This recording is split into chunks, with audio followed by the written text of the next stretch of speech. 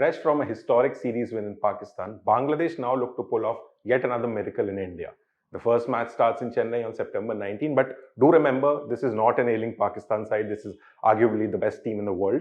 And given that India are going in with a full strength squad, except for Shami, who's still recovering, do you give Bangladesh any chance? I'm hesitant to say no chance at all. I mean, I can see there's a huge disparity between India and Bangladesh, as you mentioned, irrespective of what Bangladesh achieved in Pakistan.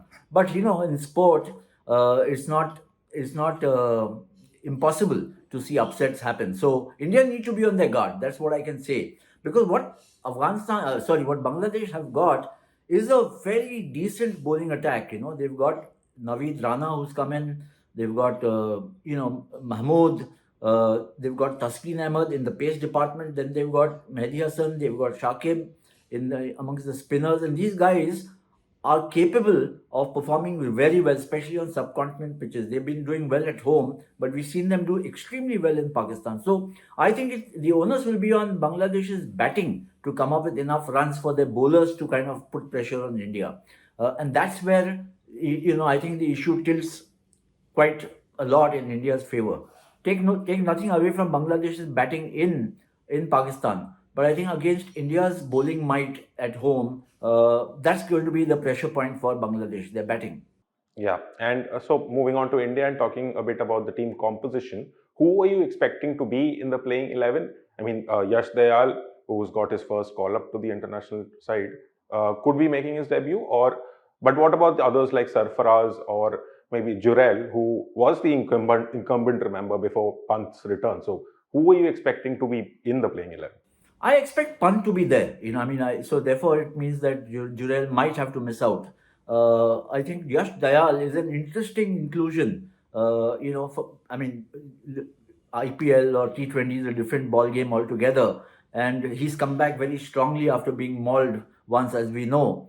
So I think with Bumrah there, this is a great learning experience for him. Sarfraz might have to miss out because KL Rahul also in the mix. And the tour of Australia coming up, I think the buzz or the talk or the conversation amongst in the team management, Gambhir, Rohit Sharma, and the selectors Ajit Agarkar and company will be about in Australia, which is the batting which will stand up to Cummins and company on those pitches. Is it going to be Rahul? Is it going to be Sarfraz? Is it going to be Pant? I mean, if you have to select from this cluster, and I think the choice might actually fall on Rahul and Pant at this point in time, taking nothing away from Sarfraz Khan, the way he's played for India, played in red ball cricket. So it's good. It's not an easy choice to make, but I think what India does in the two test matches now against Bangladesh and then the two matches against New Zealand will tell us a lot about what is going to be the likely strategy in Australia. Yeah, as you mentioned, New Zealand. So after this Bangladesh series, of course, India play New Zealand at home. But it's not really going well for New Zealand right now because currently the fourth day of the test match, the one-off test match between New Zealand and Afghanistan has been called off. There's been no play till day 4 and most likely there won't be play tomorrow. So the match is happening in Greater Noida and apparently drainage is not good. It's a wet outfield. There's been some rain.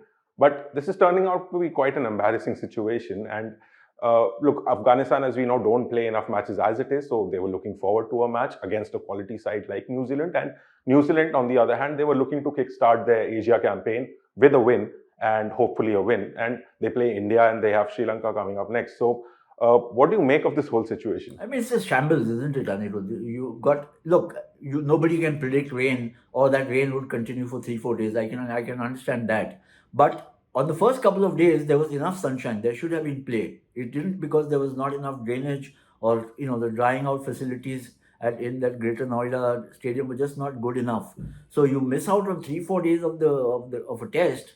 Obviously, then you might as well write it off. There are a couple of things here at play. One is that, when you plan the itinerary mid-September, first week of September, is generally a risky proposition anywhere in India. The further you are away, I mean, after the second half, in the third week, fourth week, you're better placed. So that's an obvious lesson, and I wonder why this test match was scheduled so early in the month of September. Having done that, when you're running that risk, then you have to make sure that all the other options of redressal in case there is rain are readily available and are efficient, they are satisfactory for the need that might arise. And in that case, I think it's just, it's just been such a big fiasco. I think the biggest, point of regret is that you mentioned countries like Afghanistan get a chance to play a test match once in a while against a main team like a New Zealand or an India or an Australia. Against Australia, it's not happened as yet. So if that opportunity is also going to be scuttled for some obscure reason or not so obscure reason, then it's not a fair situation, not a happy situation to be in. And I hope there are some really strong lessons learned from what is turning out to be an embarrassment and a fiasco. Yeah.